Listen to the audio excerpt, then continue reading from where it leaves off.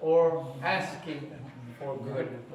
Yes, from Sam meaning getting bored with something, getting tired with something. You don't feel like you'll never get tired of wanting those good things for himself. This is in the nature of man. Of course, man is here used in a general sense. This is in the nature of man. Of course, it doesn't mean that all people are like this verse is going to describe. For certainly the believers, the true believers, are an exception to what is being described here.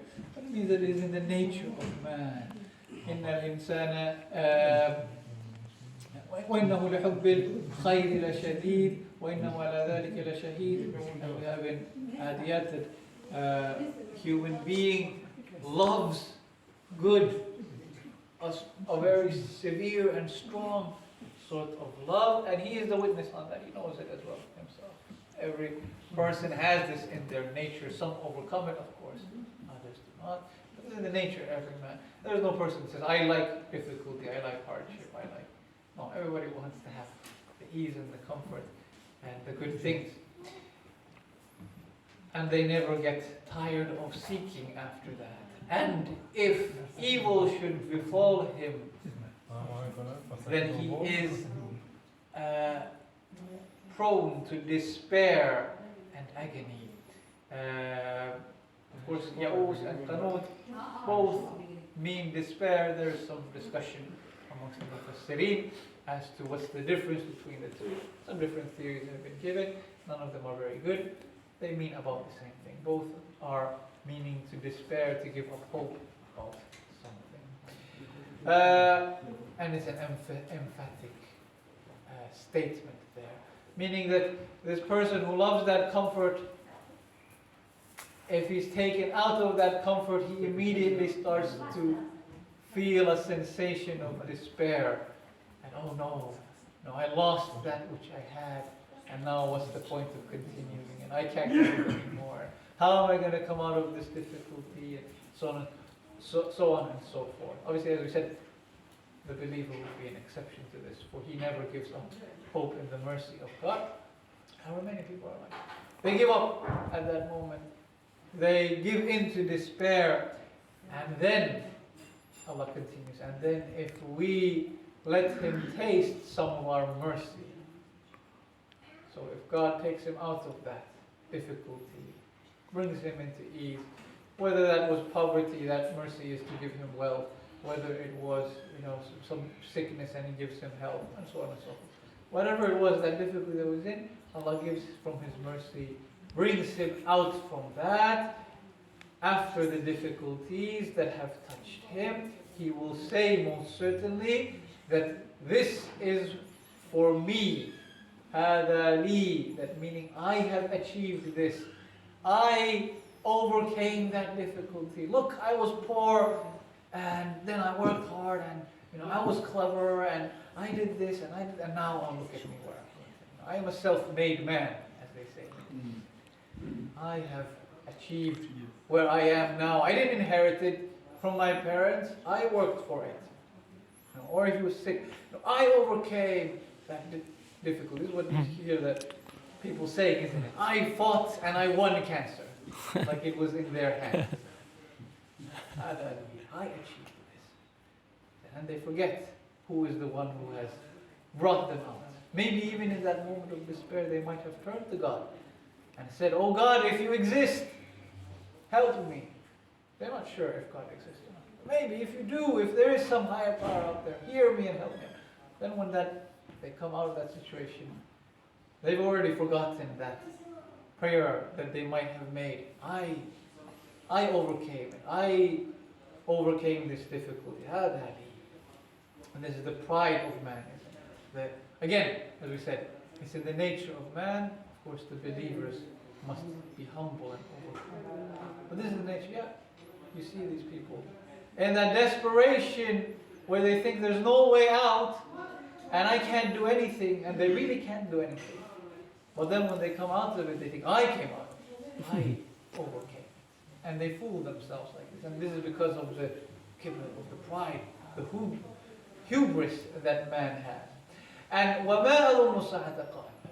And I do not think that the hour will ever come about. Meaning here the hour, meaning the day of judgment. I do not think that there will be a day of judgment. Again, the pride. They cannot imagine that someone should take them to task for their actions. That there is an authority over them because of the pride, isn't it? Because I am the most powerful, I am the most intelligent, I am the most best in all aspects. وَلَئِنْ رُجِعْتُ إِلَىٰ, and then see this, very interesting. وَلَئِنْ رُجِعْتُ إِلَىٰ رَبِّي إِنَّ لِي عِنْدَهُ لَلْحُسْنَى. And if I were to return or be returned to my Lord, I would have good with Him. I would have a good station, a good standing, a reward. And this is the interesting thing, that they don't have the faith. I don't think there is a day of judgment. Of course, this thing here is speculation, isn't it? Because, real atheism is an impossibility logically, because you cannot prove that God doesn't exist. There isn't a day of judgment. You can merely say that I don't see any evidence for it, isn't it? So what really is left there is agnosticism, isn't it? I don't see any, I don't think there is a God, I don't think there is a day. So they're agnostic by their own admission. They don't have faith in God. They don't believe that there is a day of judgment. But then they add, if there should be a God, if there should be a day of judgment, and I have to return to God, and He will, resurrect me on some day, as some of you claim, then I still think I would have a good station there, isn't it? This is again the pride. It's such a contradictory statement, but it's the pride that causes the person to say it, isn't it? Because they think that, well, if you claim that there is a God, look at where I am now. Look at how successful I have been. So certainly He must love me, isn't it? Certainly He must think highly of me. So why should He not give me the same? I'm living the hashtag blessed life now. So why not live the hashtag blessed life? What's to make you think it's not like that there? Even though he doesn't believe, he doesn't have a strong faith. This is he cannot imagine. Oh, you see, you talk to many people, they're like that, isn't it? They might do mistakes and say, why are you like this? Why are you like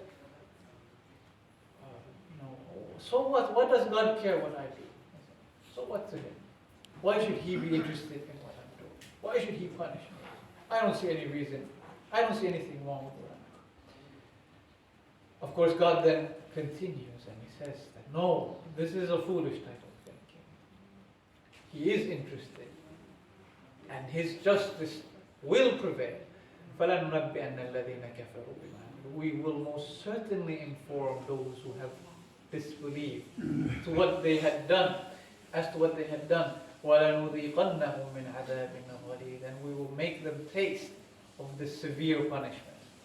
So it is not as they think. Two important lessons here. First of all, of course, that we should never think that worldly success equates to the pleasure of God, to the fact that God is pleased with what that person is doing. This is never a conclusion, a correlation that we can immediately draw. Because someone is successful, they're wealthy, or whatever, successful in their field or sport or this or that, or intelligent. This is because God has loved them and He has given them that. No, it could be, yes. It could be that God has given from His mercy as a blessing. But this is never a correlation that we can draw immediately. Say, oh, because he's wealthy, that means God loves me. Because I am successful, God has loved me. Because God gave me these healthy children and this good job, so He must be pleased with me. No, that's not a correct assumption. It's never a correct assumption. Worldly success does not equate the pleasure of Allah subhanahu wa ta'ala. Rather, He gives more or He gives less because He wants to test us. That dharra, that difficulty that touches, that is a test. Coming out of that dharra, that is a test. It is not ever a sign of just dissatisfaction. wants to test. What do you do when you have less? What do you do when you have less? These are both from Him in order to test us. And the second lesson is that we should never look to the causality and think that it is acting independent of Allah subhanahu wa ta'ala. I achieved this. I got this. Or, so and so gave it to me. Or because of these circumstances, I reached this station and position and so on. These are just an illusion, these external causes. They are all subservient to the will of Allah subhanahu wa ta'ala. La hawla wa la quwwata illa billah. There is no power, there is no strength except Allah subhanahu wa ta'ala. This is an absolute statement, unqualified. No power, nothing independent of God. Everything happens by His will. No being, no creature, no thing, no matter how powerful it may seem to us, no matter how high their station, worldly or spiritual or otherwise, is independent of Allah subhanahu wa ta'ala, has any power to rival Him or to be a partner with Him, to share in that power with Him. No, it is all subservient to Allah. There is no power except the power of Allah subhanahu wa ta'ala. That is the only true power. Everything else is flowing and emanating from that. This is the absolute monotheism of Islam, and this is one of the pillars of Islam as submission, that a Muslim understands this reality, that there is no power except the power of Allah. That is one of the pillars of submission to God. Do not look at these other causes and think, because of this, because of that, because of my cleverness or my strength, my determination, or so on and so forth, luck, or what have you, I came to where I am. No, it's all from Allah subhanahu wa ta'ala. He is the one who has caused that to be. He can give, He can take, He can give more, He can give less. It is all from Him. And I pray to Allah subhanahu wa ta'ala that He makes us of those believers who are an exception to the man that has been described in these verses.